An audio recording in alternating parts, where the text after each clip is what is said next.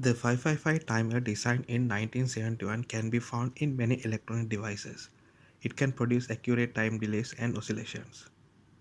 The 555 timer has three operating modes: bistable, monostable, astable modes.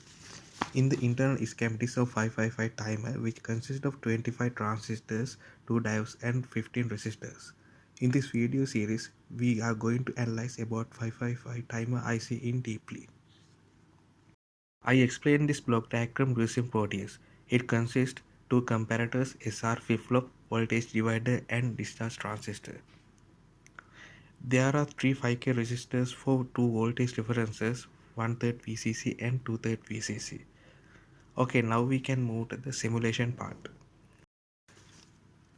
First of all, I made voltage divider using 5K resistors, and there are two comparators. First one minus pin is connected to the 2/3 VCC in voltage divider, and other one is plus pin is connected to the 1/3 VCC in voltage divider.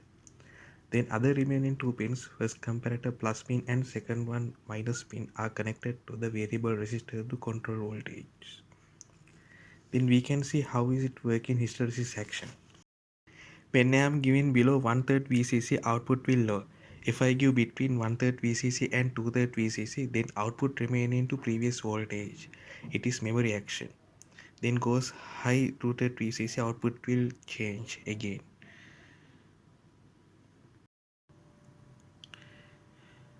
Okay, now I am showing this action in real 555 IC. 555 IC has 8 pins.